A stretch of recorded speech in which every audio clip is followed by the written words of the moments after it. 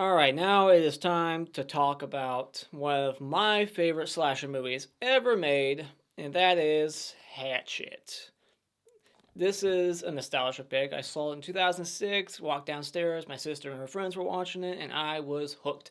Could not stop talking about this movie. It's the first horror movie I reviewed on this channel, and I want to talk about it again because I fucking adore it.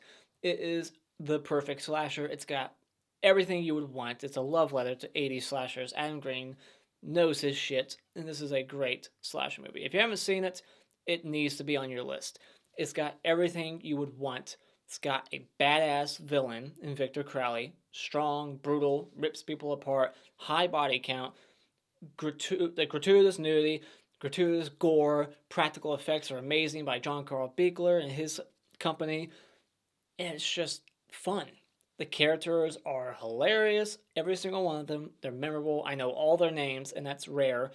Even other movies I've seen a lot, sometimes I don't remember characters' names. These people all stand out. They're so colorful and unique.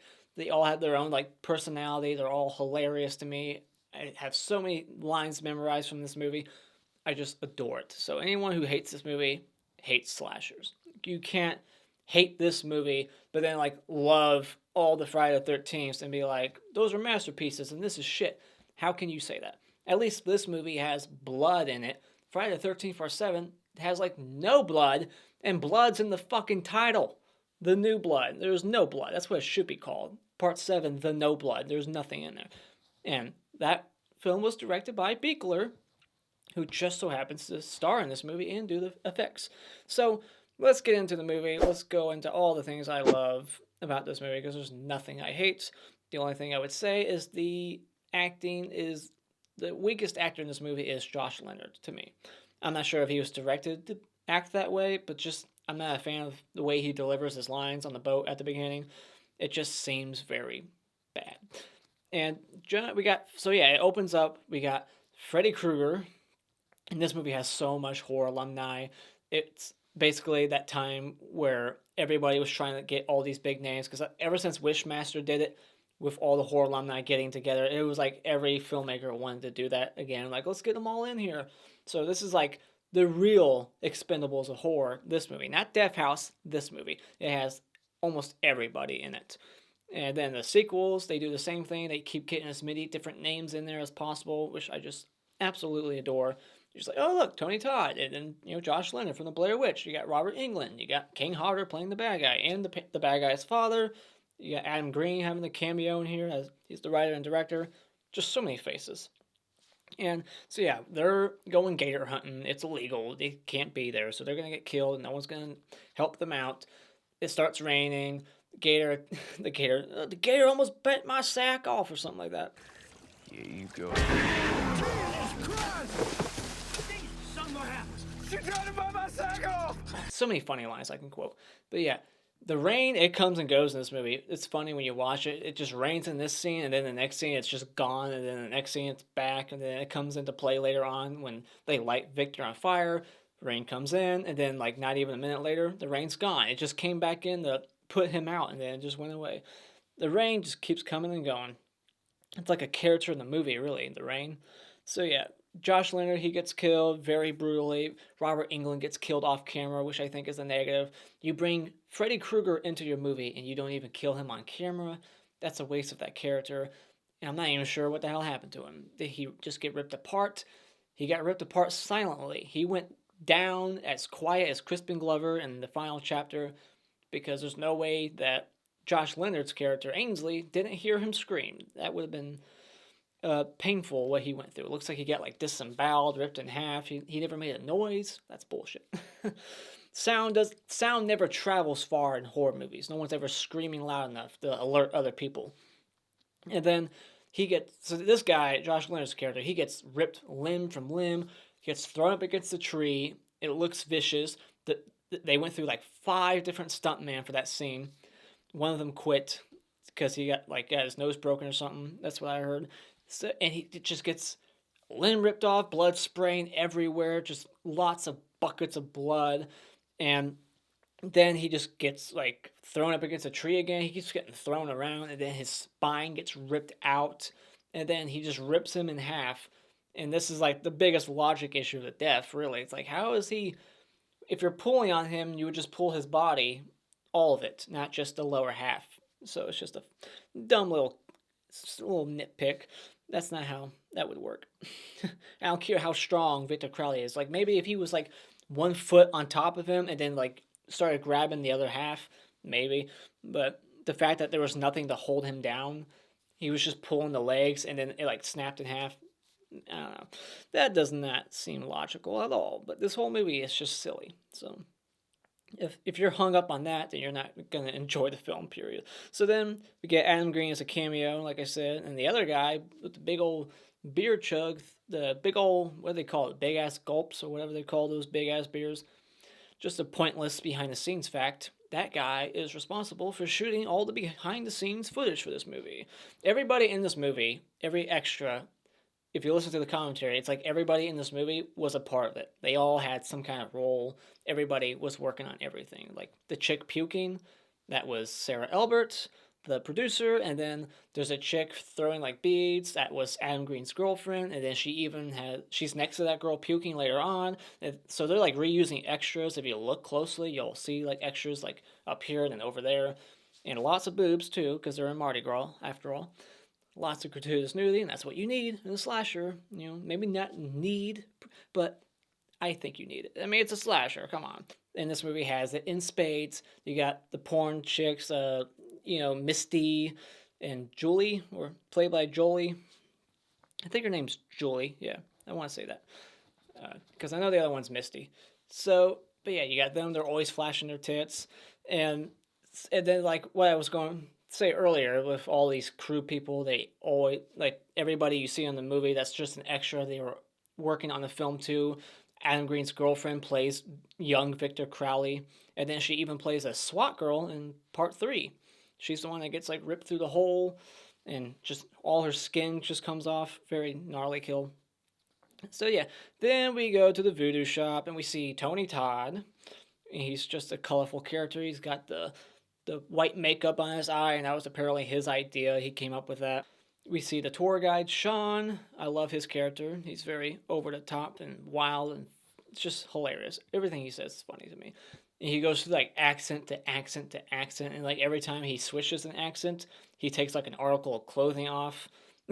Like when he reveals, like, he goes from phony, fake tourist accent to, over the top, stereotypical cliche, like, Asian accent, and then he takes off the hat, and then later on he just reveals like a normal American accent, and then he takes off like another article of clothing. It was just something I noticed. Is like he keeps taking articles of clothing off every time he reveals a new accent. Just a little something I've noticed. But yeah, then the bickering between Misty and Julie. I want to say that's her name. I could be wrong, but I want to say it's Julie. They're bickering back and forth. It's hilarious. She's the dumb blonde. She doesn't know many words. You're a syphilis, Miss Big Words. And then we meet Mr. and Mrs. Primadio, and Richard Reilly plays Mr. Primadio. He's been in a lot of stuff. He was in Texas Chainsaw 3D. He was in Rob Zombie's Halloween 2. He's been in a lot of stuff. And originally, Mrs. Primadio was going to be racist, and they cut all that dialogue out. She was going to talk about, Jews and blah, blah, blah, and how she went to church. And they cut it out, but if you look closely, when Deon Richmond's character, Marcus, gets on the bus, she shoots him a very evil glare, like, your kind's not welcome. It's funny now when you watch it, knowing that they cut that whole, like, side of her character out. She still stares at, Marcus like she hates him. And all the windows are all fogged up, clearly, because they're not where they say they are. They had to, like, fog up the windows to keep the illusion that they're in New Orleans alive. And then, what else? I'm just not paying for this bullshit. Love that line. And then, so then the bus almost hits another guy, this extra. This guy who almost gets hit by the bus, that's BJ McDonald, the camera operator in this movie, and then he's the director of Hatchet 3. And I love that wacky music that plays too. When they're like on the bus, it's just a whole different movie at that point. You almost forget that you're watching a horror movie when you're like in that scene, and it's been so long since the opening kills, and everything's just so funny, and these characters are so like just colorful and hilarious. You forget that it's a horror movie, and that music kicks in. It's just jolly and playful, and it's like, what is this movie? And then finally, the kills start happening. Like, oh, that's right, this is a slasher. Yeah, then we see the hobo Jack Cracker, played by John Carl Buechler, rest in peace. He's drinking his own piss. That's just disgusting. Another interesting fact is that there's a porno out there that was shot right on or right near the set of this movie, and you can see part of the set of this film in the background of that porno. So I'm not sure what the porno is called. I didn't write it down, but there was a porno shot right when they were making this movie. So like I was reading Kane Hodder's book, and I think he even mentions it in there. He says something like when he was in his Victor Crowley makeup, he saw like people fucking like a barn somewhere in the distance, and he walked over and scared them like by staring at them from afar. Which is just hilarious. So, and then I love the scene where Shawn like flips out and he reveals like his Asian accent. And originally he wasn't going to have a third accent, his normal voice. He was only going to have the phony accent and the Asian accent. And the actor said, well, what if I have a third accent that's just my normal voice? And that's how we got that, because I think he found the whole like, the Asian accent thing to be like overdone and kind of offensive. He didn't want to do that accent the entire movie, so he offered the idea of doing a third accent. And I think it works good. I like that idea. Why'd you just get off my case, asshole? It was an accident, for Christ's sake. Okay, look, I'm gonna be completely and totally honest with you guys. I like to... And then we get like the biggest jump scare in the movie with when he turns the lights back on and we see Victor Crowley just for like half a second. You barely see his face. That was a good scare, because everything up to that point is just so fun that, like I said, you forget what movie you're watching, and then that scare happens. It's like, oh shit, that's right, there's a killer in the woods. And then the boat gets stuck and it sinks. And I love the line from Doug's character, Doug Shapiro, when she's like, I'm not going out there. And he's like, oh, you're going out there. Just the way he says it, it just makes me laugh every time he says it. I don't understand why. It's just freaking hilarious. Oh, you're going out there. And then guy falls on his nuts, gets bit by the gator, so now they have to like carry his ass around. He's dead weight. They're walking up to the house, and we get this backstory. We get the backstory of Victor Crowley that gets explored way further in part 2. And we see young Victor Crowley and these kids. I believe one of these kids is actually Kane Hodder's son that's picking on young Victor. And like I said earlier, young Victor Crowley is played by Adam Green's girlfriend. I love the score of this movie too. Like when the gators like attacking them and they jump out of the water. And then even later on in the movie, just throughout the movie, I love the score of this film. It's just awesome to me. I can't describe it. It's just, it works. I love the sound. It's very intense.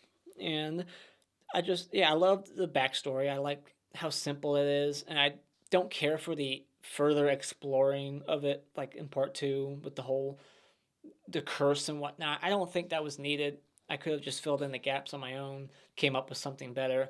I like this version. It's just like he got accidentally killed by his dad, played by Kane Hodder. And like we actually get to see him cry and show his acting range. He's not just a stuntman, he's an actor. And, he gets killed by his dad, and then years later, his dad dies from a broken heart, and it just resurrects the ghost of Victor Crowley to kill any motherfucker that enters the swamp as he's looking for his daddy. And I love the daddy call when he's like yelling daddy, and the way it sounds. It's very ghostly, and it like echoes through the woods. Awesome. I like the way it sounds in this one. They changed it in 2 and 3. It sounds like this is the only time it sounds like this. In 2 and 3 and 4, it all sounds the same. But in this one, it sounds the most ghostly. And I like it in this one better.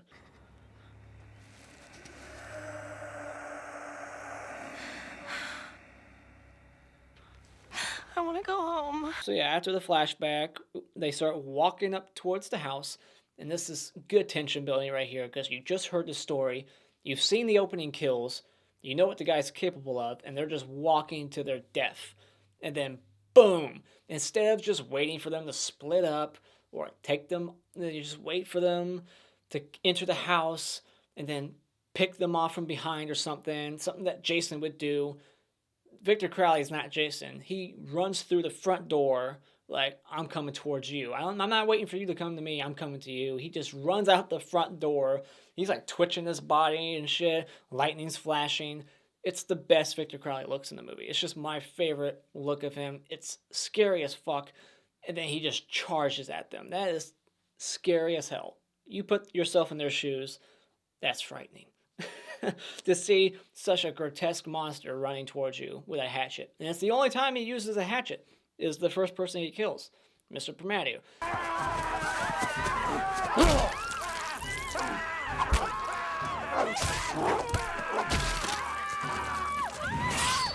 Hits him in the shoulder, just keeps going and going and going until he cuts him in diagonally. You never see that. And then he runs up to the other girl, and we get the most famous death of not only this movie, but it's one of the most famous deaths ever. I think it's one of the greatest kills of all time. He rips her head all the way back, just puts his actual hand in her mouth, and then I like the shot. It goes around. They hide a cut in the back, and we see a nasty spine that's just protruding out of his back. He's very deformed. He's way more deformed than Castle Freak. He makes Castle Freak look handsome. This kill is just fucking amazing. The tongue starts wagging around. Brutal. Just the way the skin is like ripping open slowly, and then like you hear the bones like popping in her jaw.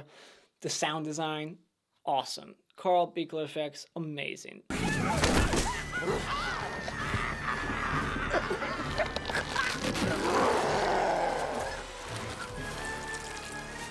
One little nitpick I could throw in here is that how does Ben know Misty's name when they've never been introduced? When the boat's sinking, he's like, Misty, come on! How do you know her name?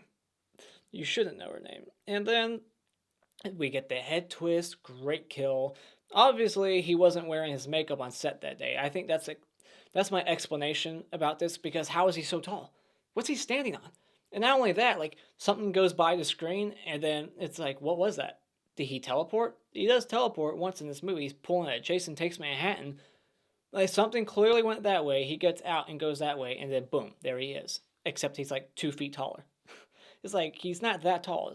Victor Crowley's like, what, 6'4", 5", somewhere in that range, because that's how tall Kane Hodder is. So it's like, he's all the way up there in that shot when he bumps into him. He's like a whole foot or two taller. It's like, is he standing on something? He has to. But I think on set, he wasn't wearing like all the makeup, maybe. That's my outside the movie explanation about why it looks that way. Because his face isn't shown, but we've already seen his face at that point. So why is it being like all hidden and mysterious? Like, what's he look like? We know what he looks like. So that's just odd to me. But this is just yet another fantastic kill. Head slowly being twisted around. He doesn't just do it quick and get it over with. He's slowly twisting the head all the way around. And just the anguish and pain coming from the actor. Joel Murray, the actor, does a great job dying in films. It's just the sound he makes, awesome. Just the blood gushing out of his mouth, spraying out of like the torn flesh of his neck as it's being twisted. 360, then pops off, not completely, just hanging by a thread. Fucking awesome. And then I love when they bump into his body later on. He's like, he's still alive, referring to Victor Crowley, but then Marcus, he's like, no, he looks dead as shit, man. It's like, no, Victor, you moron, not this guy.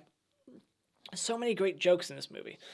And I love that Marcus hides in a tree, because that's realistic. Nobody ever does that in these movies. If you're trapped in the woods, you don't know where to go, just hide in the tree until sunset or sunrise. I mean, hide until morning. Wait for the sun. He should have stayed up there. I bet if he would have stayed up there, he would have lived. Poor Marcus. He was too scared to stay up there by himself. He wanted them to join him, but they didn't join him, so he had to join them. He falls, hits every branch on the way down, like the ugly kid. The ugly kid who hit every branch on the way down. Or the kid, how's that joke go? Like the ugly tree. He fell down the ugly tree and hit every branch on the way down. There, that's that joke. That's in Seed of Chucky. I just quoted Seed of Chucky. Shit. I bet this means Shapiro was here.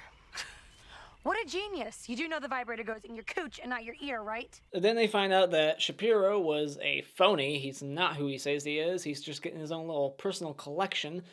And she's like, so he didn't really work for Bayou Beavers? And supposedly they were like gonna say Girls Gone Wild, and they sent the script to Girls Gone Wild, and they said, you can't use our name because this movie's too raunchy. It's like, really? Girls Gone Wild? You don't want them to use your name? Okay. But then we get the belt sander kill, and supposedly this is a prop they built for this movie. It didn't exist. That's what I heard. I'm not a tool guy, so I can't say if that's true or not, if they do exist.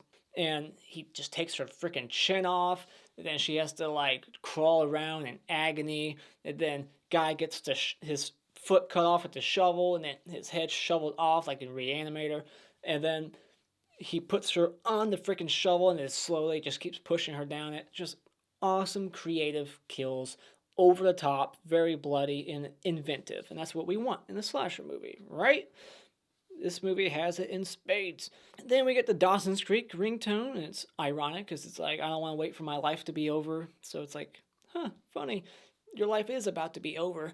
So, and then I guess Victor Crowley's been living on animals. I don't get this. So they go in his like tool shed, and there's like dead raccoons and everything in there, like in bear traps. But he's a ghost, really. He doesn't need to eat. He's just killing out of rage. So he's killing animals? That just doesn't make sense given his character and lore and who he is. He doesn't need to eat, so it looks like he's just killing them for fun. But Ben's character does say, like, I think he ate these things. I don't think he did, because that doesn't make sense. Victor Crowley does not eat. So, nah, he looks dead as shit. I love that line. So, and then, yeah, we get teleporting. This is the moment where he teleports. They're just standing in the open. It's open. There's nothing for Victor to hide underneath or behind. And they're like, where do we go? And she's like, that way. And as soon as she points, Victor pops up out of nowhere. Where the fuck did he come from? You can't sneak up like that. So it's like, I don't care for that scene. I would take that out. It's just another scare. You know, it's a scare, but it doesn't make sense. I mean, he's a ghost. I guess he could teleport, but then why doesn't he do it later on? That's my problem with teleporting in film, period. It's a convenience in certain moments, but then it just leaves the audience asking the question, well, why isn't he doing it here? Why isn't he just constantly teleporting like up their ass so close that he can just kill them? Why not? Just keep teleporting. It would be so much easier for Victor to kill them, but I guess that just would ruin the fun for him. I just don't like teleporting, period, with my killers. I don't like it.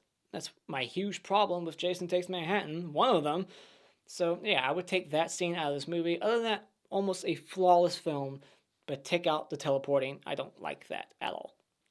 So then they light him on fire, and then guess what? It starts raining, and this is one of those things in horror movies that's a cliche.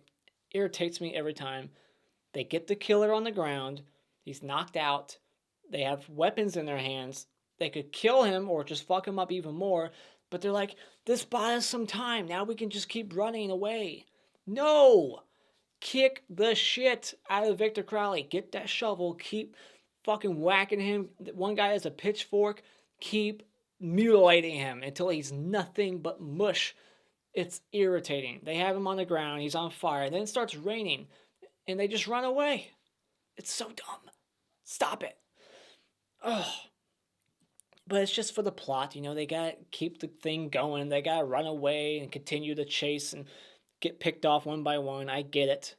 But in universe reasons, like, if I was there, if anyone was there, they would realistically keep stabbing, keep punching, keep doing whatever you can to keep the fucker down and kill him.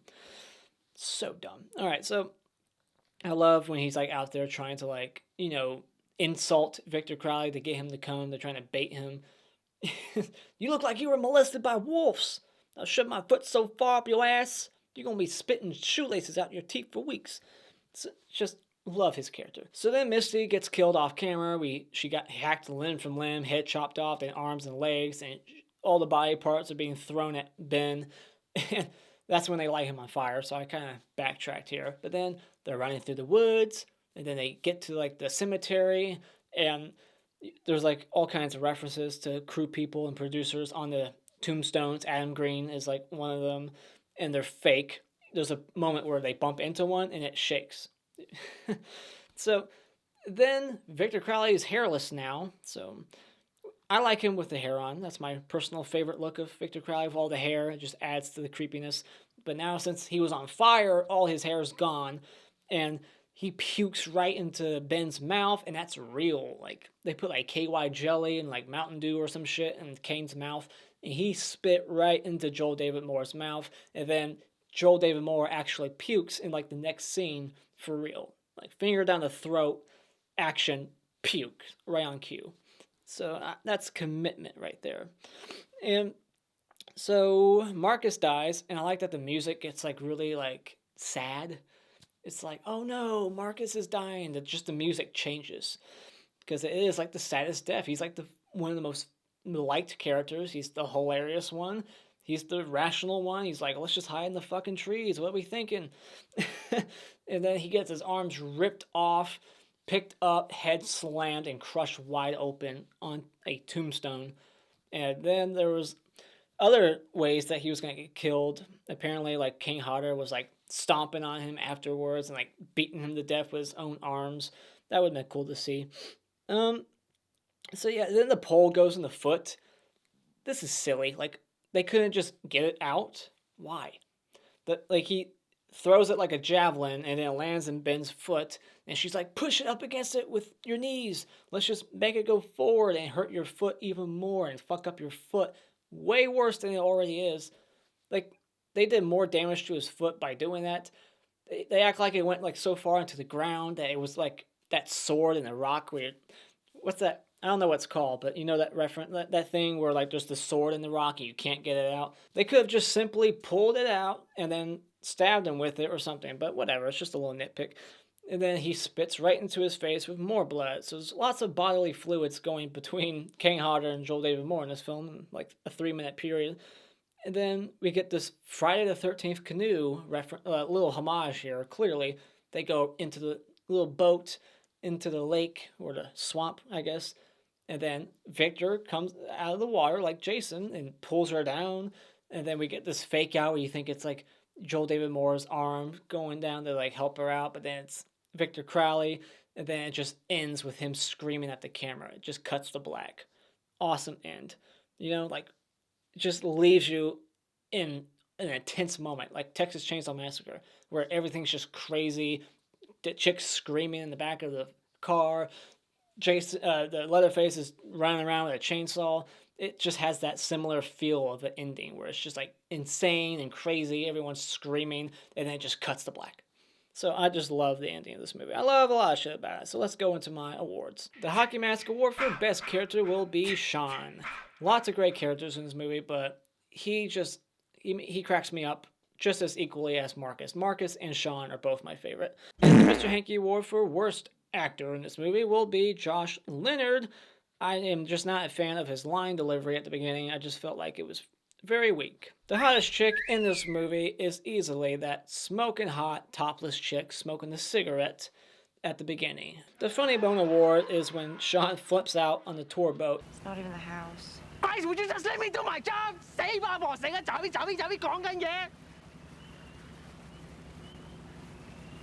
Y'all try the crawfish yet? And the Clap Award for Best Scene is when Victor Crowley first bumps into the group and he charges like a bat out of hell out of his house and starts wrecking havoc. And my favorite shot in this movie is the iconic shot of the hatchet going into the air with blood on it. And the best kill in this movie is easily Mrs. Permadio, who gets her head ripped open from the mouth. Awesome kill. Love that her tongue's just wiggling around. And the worst kill in this movie will be Robert Englund's death. It's off camera, it's an aftermath kill, and I feel like we should have seen his character die on camera. It's Robert Englund. Alright, those are my thoughts on Hatchet. Let me know what you thought about this movie in the comments below. Do you like it as much as me, or do you think it's just an okay slasher? I think it's one of the best out there. It's fucking awesome. If you don't like it, I don't understand it. It's perfect. Almost perfect. Just little things I would tweak. but it's amazing to me. Thank you so much for joining me tonight. If you like what you've seen, you can hit this like button and share with all your friends. Become a Patreon for as little as $1 a month to request movie reviews, and you can become a subscriber today just by clicking on my cartoon face in about 5 seconds. And until next time, Auf Wiedersehen.